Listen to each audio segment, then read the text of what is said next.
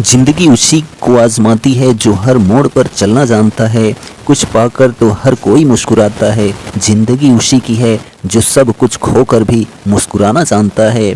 जय हिंद दोस्तों, daily current affairs की क्लास लेकर आ गया हूँ। तो आज हम बात करने वाले हैं 18 मई दिन बृहस्पतिवार के करंट अफेयर्स की। तो पर डे सुबह 6 बजे आपको करंट अफेयर्स की अपडेट मिल जाती है। तो मेरे चैनल को अगर आपने सब्सक्राइब नहीं किया है तो सब्सक्राइब कर लीजिए। तो चलिए देख लेते हैं आज का अपडेट। तो पहला प्रश्न है कि मैट्रेस ब्रांड ड्यूरोफ्लेक्स ने हाल ही में किसको ब्रांड एम्बेसडर बनाया है। तो मैट्रेस ब्रांड ड्यूरोफ्लेक्स ने हाल ही में विराट कोहली को ब्रांड एम्बेसडर बनाया है। किसको? विराट कोहली को ब्रांड एम्बेसडर बनाया है। किसने? तो मैट्रेस ब्रांड ड्यूरोफ्लेक्स ने। ठीक है, तो ड्यूरोफ्लेक्स की स्थापना जो है 1963 में हुई थी। कब हुई थी? 1963 में हुई थी। और इसके जो सीईओ हैं वर्तमान में मोहनराज जगन्निवासन हैं। कौन है? मोहनराज जगन्निवासन जो है वो ड्यूरोफ्लेक्स के जो है वर्तमान में सीईओ हैं। और यह जो है गद्दा कंपनी है। ठीक है, यानी गद्दा से संबंधित है। यह जिसने ब्रांड एम्बेसडर बनाया है किसको? विराट कोहली को। ठीक, चलिए नेक्स्ट क्वेश्चन देखिए। Second number, south Asian film festival में बेस्ट लॉन्ग डॉक्यूमेंट्री अवार्ड किसको मिला है। तो साउथ एशियन फिल्म फेस्टिवल में बेस्ट लॉन्ग डॉक्यूमेंट्री अवार्ड जो है वो गौरी को मिला है। किसको? गौरी को मिला है। यह जो है कविता लंकेश द्वारा निर्देशित डॉक्यूमेंट्री है। ठीक है, किसके द्वारा? तो लंकेश द्वारा जो है निर्देशित एक डॉक्यूमेंट्री है जिसमें जो है साउथ एशियन फिल्म फेस्टिवल में best long documentary award Gauri को मिला है। ठीक, चलिए नेक्स्ट क्वेश्चन देखिए। थर्ड नंबर, सौरमंडल में सर्वाधिक चंद्रमा किस ग्रह की हुई है। तो सौरमंडल में जो है सर्वाधिक चंद्रमा जो है किस ग्रह पर हुआ है। तो शनि ग्रह पर। किस पर? शनि ग्रह पर जो है सबसे अधिक चंद्रमा हुआ है। कुल 145 चंद्रमा हो गए हैं। किस पर? शनि ग्रह पर। ठीक है, तो ये पॉइंट भी याद रखेंगे। और शनि ग्रह के बारे में जान लेते हैं। तो शनि ग्रह जो है वो सूर्य से 6वां नंबर पर है। किस नंबर पे है? 6वें नंबर पर है सूर्य से। ठीक है, बृहस्पति के बाद शनि ही है। बृहस्पति सबसे बड़ा ग्रह है और उसके बाद जो है शनि का नंबर आता है। ठीक, ये पॉइंट भी याद रखेंगे। और जल में तैर सकता है कौन सा ग्रह? तो शनि ग्रह तैर सकता है। क्यों? क्योंकि इसका जो घनत्व होता है वो जल के घनत्व से भी कम होता है, इसलिए तैर सकता है। सबसे हल्का ग्रह शनि ग्रह को भी कहा जाता है। और सूर्य से 6वें स्थान पर है। और यह जो है दूसरा सबसे बड़ा ग्रह है शनि ग्रह। ठीक है, जिसको सैटर्न बोलते हैं। और सबसे सुंदर ग्रह जो है वो शनि ग्रह को ही कहा जाता है। ठीक है, चमकीला, भोर का तारा, सुबह का तारा, ये तो शुक्र ग्रह को कहा जाता है। लेकिन सबसे सुंदर ग्रह जो है वो शनि ग्रह को कहा जाता है। मंगल ग्रह को लाल ग्रह कहा जाता है। ठीक है, ये भी याद रखेंगे। और शनि ग्रह को ही काला ग्रह भी कहा जाता है। तो ये सारे फैक्ट आप याद रखेंगे। चलिए आगे बात करते हैं। नेक्स्ट क्वेश्चन देखिए। फोर्थ नंबर की 37वें राष्ट्रीय खेलों में कौन सा आर्ट शामिल होगा। तो 37वें राष्ट्रीय खेलों में जो है वो गतका मार्शल आर्ट जो है वो शामिल होगा। कौन सा? गतका मार्शल आर्ट जो है वो शामिल होगा। किसमें? तो 37वें राष्ट्रीय खेल में। ठीक, तो जो राष्ट्रीय खेल है इसकी शुरुआत जो है वो 1985 में हुई थी। कब हुई थी? 1985 में जो है राष्ट्रीय खेल की शुरुआत हुई थी। कहाँ पर? भारत में। किसकी तर्ज पर? तो ओलंपिक की तर्ज पर हुई थी। कब? तो इसका जो मुख्यालय है राष्ट्रीय खेल का, ठीक है, वो नई दिल्ली है। तो ये पॉइंट याद रखेंगे आप। चलिए नेक्स्ट क्वेश्चन देखिए। फिफ्थ नंबर कि यूपीएससी के चेयरमैन हाल ही में कौन शपथ लेंगे।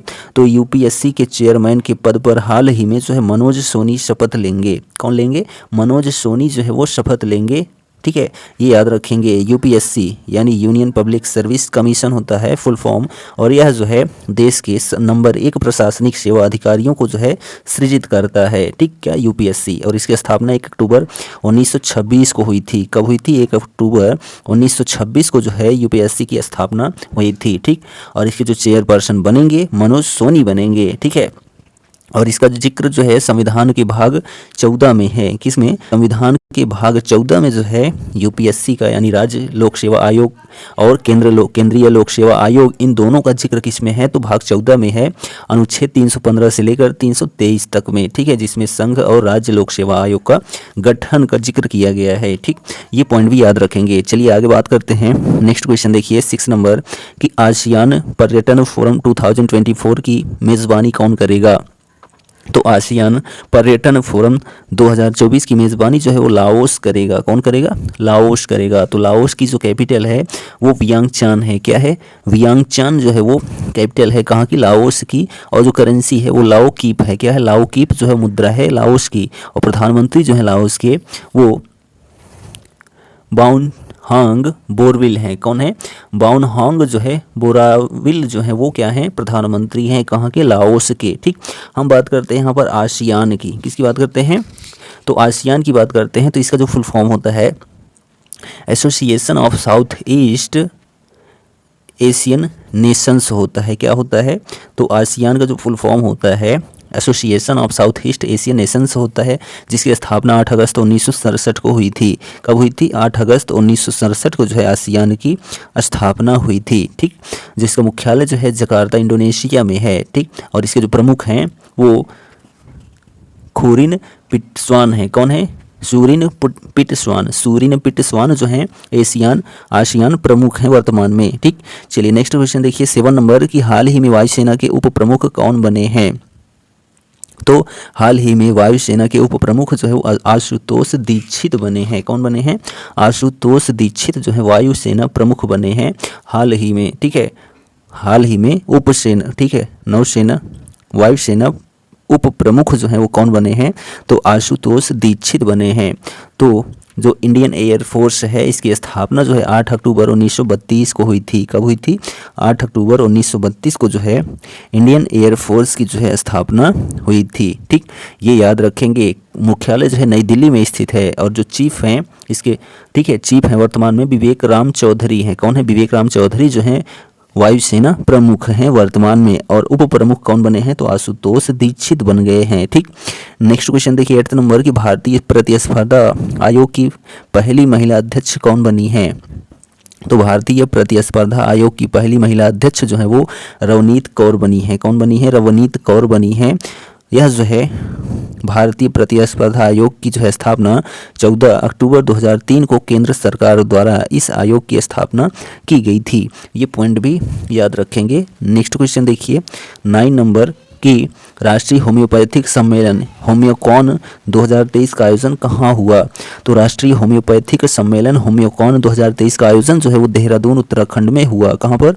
देहरादून उत्तराखंड में हुआ। ये पॉइंट याद रखेंगे। और होम्योपैथी की खोज जो है वो जर्मन चिकित्सक सैमुअल हनीमैन ने की थी। किसने? सैमुअल हनीमैन, जो कि जर्मनी के चिकित्सक थे। इन्होंने जो है होम्योपैथी की खोज की थी। ठीक, ये याद रखेंगे। और 10 अप्रैल को, कब? प्रत्येक वर्ष जो है 10 अप्रैल को विश्व होम्योपैथी दिवस मनाया जाता है। कब मनाया जाता है? प्रत्येक वर्ष 10 अप्रैल को जो है विश्व होम्योपैथी दिवस मनाया जाता है। ये पॉइंट भी आप याद रखेंगे। हम यहाँ पर बात कर लेते हैं उत्तराखंड के मुख्यमंत्री। तो पुष्कर सिंह धामी हैं और राज्यपाल जो है गुरमीत सिंह हैं। कहाँ के? उत्तराखंड के। चलिए नेक्स्ट क्वेश्चन देखिए 10 नंबर कि कहाँ स्थित एरोस्पेस कंपनी वास्ट ने 2025 तक हेवन 1 नामक दुनिया के पहले वाणिज्यिक अंतरिक्ष स्टेशन लॉन्च करने की घोषणा की है? तो कैलिफोर्निया, अमेरिका। ठीक है, कैलिफोर्निया अमेरिका में स्थित एरोस्पेस कंपनी वास्ट ने 2025 तक हेवन 1 नामक दुनिया के पहले वाणिज्यिक अंतरिक्ष स्टेशन लॉन्च करने की घोषणा की है। ठीक है, ये याद रखेंगे। और यहाँ पर देखिए कि इस मिशन को स्पेस एक्स के फॉल्कन 9 रॉकेट की मदद से लॉन्च किया जाएगा। किसकी सहायता से? तो स्पेस एक्स के फाल्कन 9 रॉकेट की मदद से जो है लॉन्च किया जाएगा। ये पॉइंट भी आप याद रखेंगे। हम बात कर लेते हैं स्पेस एक्स की। तो स्पेस एक्स की जो है स्थापना 14 मार्च 2000 हुई थी। कब हुई थी? 14 मार्च 2002 को जो है स्पेस एक्स की जो है स्थापना हुई थी, जिसका मुख्यालय जो है वो कैलिफोर्निया यूएसए में है। और जो अध्यक्ष हैं वो ग्विन्ने शॉटवेल हैं। क्या हैं? ग्विन्ने शॉटवेल जो है अध्यक्ष हैं किसके? स्पेस एक्स के। और जो सीईओ हैं वो एलन मस्क हैं। ठीक है, चलिए नेक्स्ट क्वेश्चन देखिए यहाँ पर 11 नंबर की मई 2023 में सी हैरियर संग्रहालय का उद्घाटन कहाँ किया गया? तो मई 2023 में सी हैरियर संग्रहालय का उद्घाटन जो है विशाखापट्टनम में किया गया। कहाँ पर? विशाखापट्टनम आंध्र प्रदेश में किया गया सी हैरियर संग्रहालय का जो है उद्घाटन। तो सी हैरियर लड़ाकू जेट विमान है जिसे नौसेना हमले एवं सूचना एकत्रित करने के लिए उपयोग में लाती है। ठीक, तो ये पॉइंट भी आप याद रखेंगे। और बात कर लेते हैं नौसेना की। तो नौसेना की जो है स्थापना 26 जनवरी 1950 को हुई थी और जो अध्यक्ष हैं एडमिरल आर हरि कुमार हैं। कौन है? एडमिरल आर हरि कुमार जो है अध्यक्ष हैं किसके? नौसेना के। ठीक, आंध्र प्रदेश की बात करते हैं तो आंध्र प्रदेश के जो मुख्यमंत्री हैं वो वाई.एस. जगनमोहन रेड्डी हैं और राज्यपाल एस. अब्दुल नज़ीर हैं। कहाँ के? आंध्र प्रदेश के। ठीक, चलिए नेक्स्ट क्वेश्चन देखिए 12 नंबर कि बीमा विनियामक और विकास प्राधिकरण यानी कि इरडा, ठीक है, बीमा विनियामक एवं विकास प्राधिकरण ने मानसिक स्वास्थ्य और बीमा से संबंधित मामलों पर सलाह देने के लिए किनकी अध्यक्षता में 5 सदस्यीय विशेषज्ञ समिति का गठन किया है? तो डॉक्टर प्रतिमा मूर्ति की अध्यक्षता में जो है 5 सदस्यीय विशेषज्ञ समिति का गठन किया गया है। ठीक है, किसके द्वारा? तो इरडा। ठीक है, तो इरडा जो है इसका जो फुल फॉर्म होता है इंग्लिश में वो insurance regulatory and development authority होता है। इरडा का फुल फॉर्म ERDA। ठीक है, IRDA यानी आई से इंश्योरेंस, आर से रेगुलेटरी, डी से जो है डेवलपमेंट, ए से अथॉरिटी। ठीक है, जिसकी स्थापना 1999 में की गई थी। कब की गई थी? 1999 में जो है इरडा की स्थापना की गई थी। ठीक है, कहाँ पर? तो हैदराबाद में मुख्यालय है। ठीक, और जो प्रमुख हैं देवाशीष पांडा हैं। कौन है? देवाशीष पांडा जो हैं वो प्रमुख हैं किसके? इरडा के वर्तमान में। ठीक, और डॉक्टर प्रतिमा मूर्ति जो हैं, ठीक है, डॉक्टर प्रतिमा मूर्ति यह जो है वरिष्ठ मनोचिकित्सक हैं।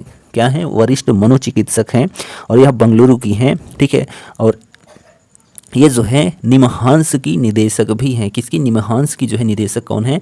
तो डॉक्टर प्रतिमा मूर्ति हैं। ठीक, चलिए नेक्स्ट क्वेश्चन देखिए यहाँ पर 30 नंबर की रक्षा मंत्रालय ने घरेलू रक्षा उद्योग को बढ़ावा देने के लिए कितने सैन्य उपकरणों की आयात पर मई 2023 में प्रतिबंध लगा दिया है? तो 928।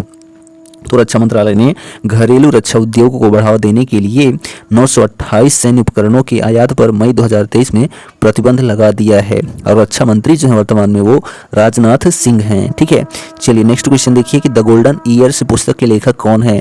तो द गोल्डन ईयर्स पुस्तक के लेखक जो है वो रस्किन बॉन्ड हैं। कौन है? रस्किन बॉन्ड हैं। ठीक है, और रस्किन बॉन्ड की पुस्तकें देख लेते हैं तो looking for the rainbow, a flight of pigeons, the room on the roof, Vagrants in the Valley, It's a Wonderful Life, Listen to Your Heart, The London adventure आदि जो हैं सभी किसकी हैं पुस्तकें?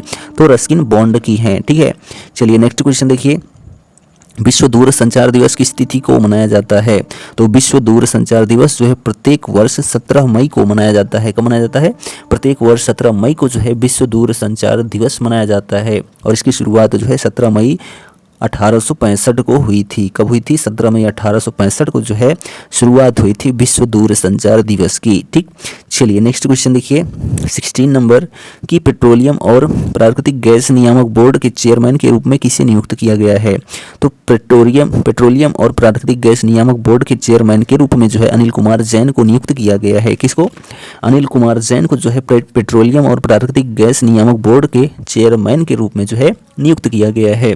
तो जो पेट्रोलियम और प्राकृतिक गैस नियामक बोर्ड है इसको जो है PNGRB कहा जाता है। क्या कहा जाता है? PNGRB यानी कि petroleum and natural gas regulatory board होता है और यह जो है अधिनियम 2006 के तहत गठित किया गया था। ठीक है, पेट्रोलियम अधिनियम जो है वो प्राकृतिक गैस पेट्रोलियम अधिनियम जो है वो 2006 के तहत इसका गठन हुआ था और जो अध्यक्ष हैं संजीव नंदन। ठीक है, कौन है? संजीव नंदन थे। अब जो है कौन बन गए? तो अनिल कुमार जैन बन गए हैं वर्तमान में। ठीक है, चलिए नेक्स्ट क्वेश्चन देखिए यहाँ पर 17 नंबर कि संयुक्त राष्ट्र वैश्विक सड़क सुरक्षा सप्ताह कब से कब तक मनाया जा रहा है?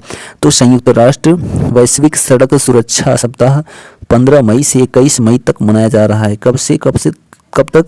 तो 15 मई से 21 मई तक जो है संयुक्त राष्ट्र वैश्विक सड़क सुरक्षा सप्ताह मनाया जा रहा है। ठीक, चलिए नेक्स्ट क्वेश्चन देखिए 18 नंबर की भुवनेश्वर से किस देश के शहर दुबई के लिए पहली बार सीधी अंतर्राष्ट्रीय उड़ान सेवा शुरू की गई है? तो भुवनेश्वर से जो है संयुक्त अरब अमीरात यानी कि UAE देश के शहर दुबई के लिए पहली बार सीधी अंतर्राष्ट्रीय उड़ान सेवा शुरू की गई है। ठीक है, तो ये पॉइंट याद रखेंगे भुवनेश्वर उड़ीसा से जो है सीधी उड़ान किसके लिए है, तो दुबई शहर के लिए, जो कि संयुक्त अरब अमीरात में स्थित है। ठीक है, तो ये पॉइंट याद रखेंगे। तो संयुक्त अरब अमीरात यानी कि यूएई की कैपिटल अबू धाबी है।